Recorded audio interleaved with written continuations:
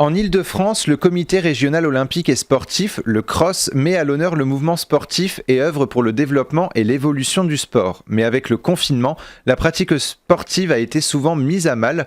Pour en parler avec nous, je reçois aujourd'hui Evelyne Siriégi, présidente du CROSS Île-de-France. Bonjour et bienvenue sur Sensation. Bonjour.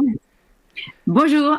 Alors on va parler ensemble d'une lettre destinée à tous vos adhérents concernant le sport et les mesures sanitaires imposées par le gouvernement. Mais avant ça, qu'est-ce que le CROSS et quelles sont vos missions ?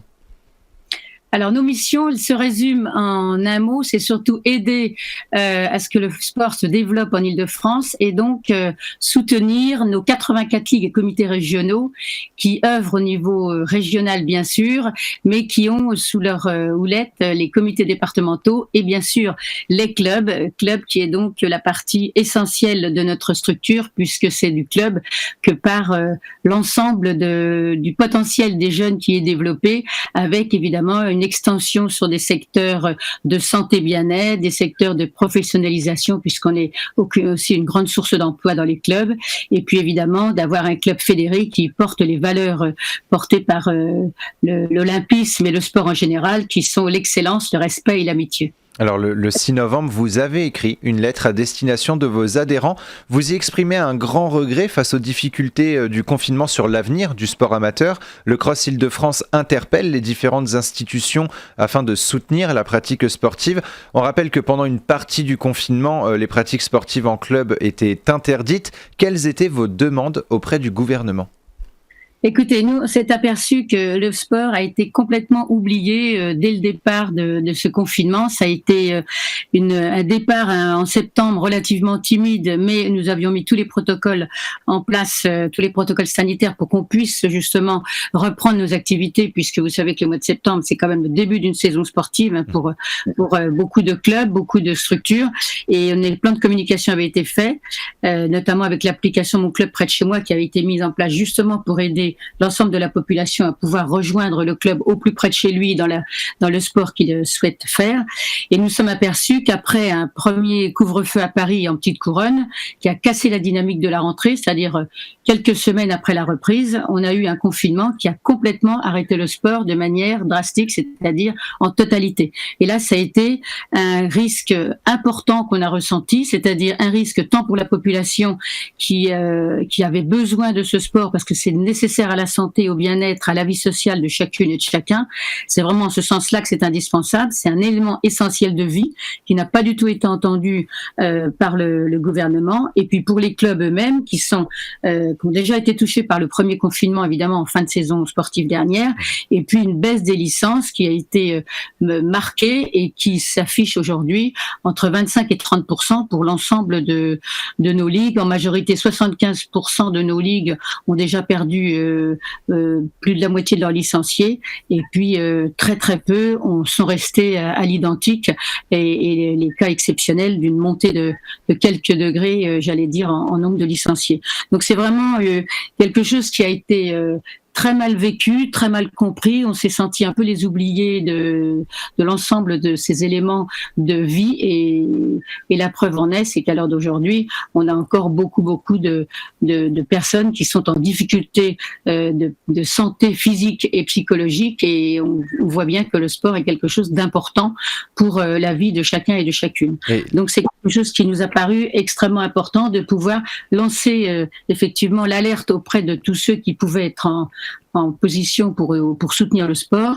Et effectivement, à un moment donné, il y a quand même des choses qui se sont révélées un petit peu meilleures, j'allais dire. Les enfants ont été aussi un point central dans cette lettre. Ils pouvaient se rendre dans leurs établissements scolaires pendant le confinement, mais les clubs pour mineurs et les activités périscolaires ont été interdites pendant une partie du second confinement. Les pratiques en club, je le rappelle, pour les mineurs, ont repris depuis le 28 novembre à condition que ce soit à l'extérieur. Quel est le risque pour la jeunesse lorsqu'on la prive d'une activité sportive ?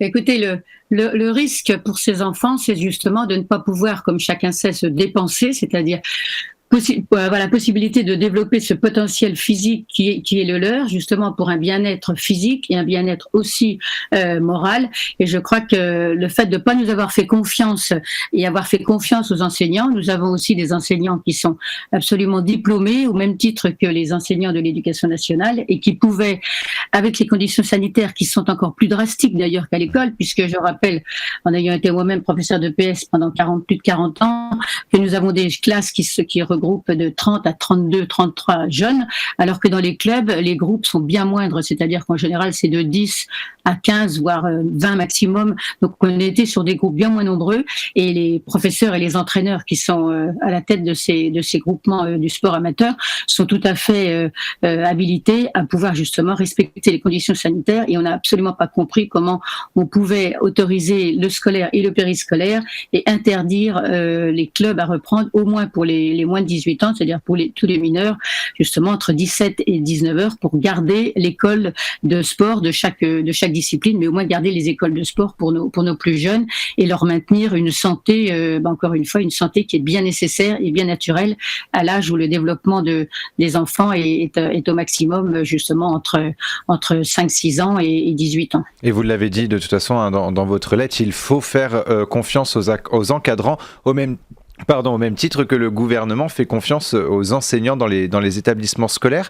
Le 17 novembre, il semblerait que le président de la République ait entendu la détresse du monde sportif et a annoncé plusieurs mesures pour le monde du sport. Reprise des activités sportives pour les clubs jeunes, pour les jeunes en club, mais à condition que ce soit à l'extérieur. Un passe sport pour venir en aide aux jeunes à pratiquer une activité sportive, mais toujours pas de spectateurs dans les stades. Est-ce que c'est un bon début selon vous ou est-ce que c'est encore trop peu ? Alors écoutez, on va dire que c'est un bon début étant donné qu'on n'avait rien. Donc on va quand même féliciter l'écoute bienveillante et constructive du président de la République qui s'est engagé personnellement puisqu'il a reçu le monde sportif lui-même pendant plus de 2 heures justement pour échanger et évidemment a été entendu un tableau complet de toutes les difficultés rencontrées par les acteurs du sport actuellement.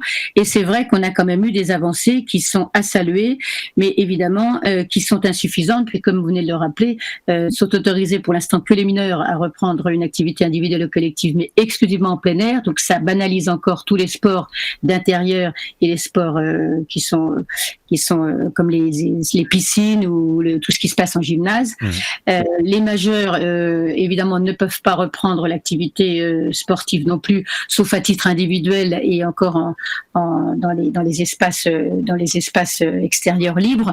On est quand même dans une difficulté de reprendre le sport pour toutes et tous. Bien évidemment, on est ravis que les jeunes puissent reprendre les activités plein air, mais c'est pour moi insuffisant. Je pense qu'on aurait pu aller plus loin.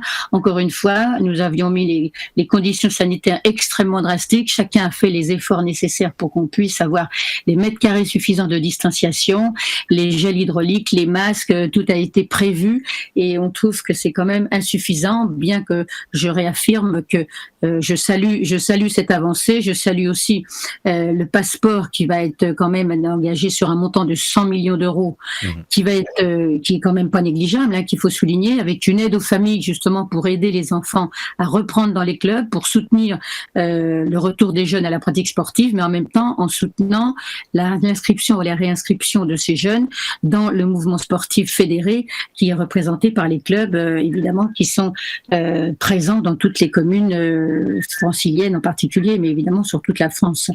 Et puis la reconduction du fonds de solidarité pour les petits clubs amateurs en difficulté. Donc ça, c'est à hauteur de 15 millions d'euros. Donc ça, c'est aussi évidemment à saluer.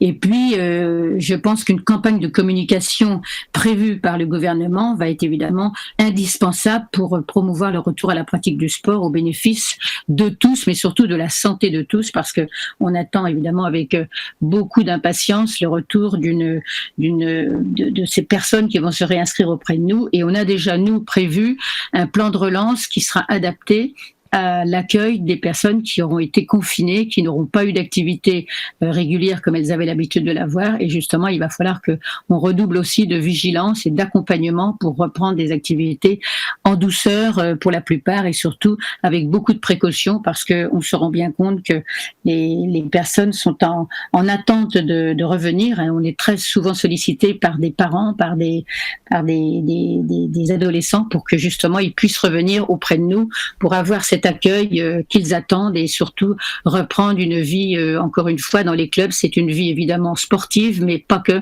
C'est aussi une vie... C'est ça, c'est ce qui revient souvent. Hein, de toute façon, c'est ce désir et on l'espère que les activités sportives pourront reprendre au plus vite. Merci beaucoup, Evelyne Sirieji, d'avoir été avec nous sur Sensation. Et pour revoir ou réécouter cette émission, rendez-vous sur notre site et application Radio Sensation.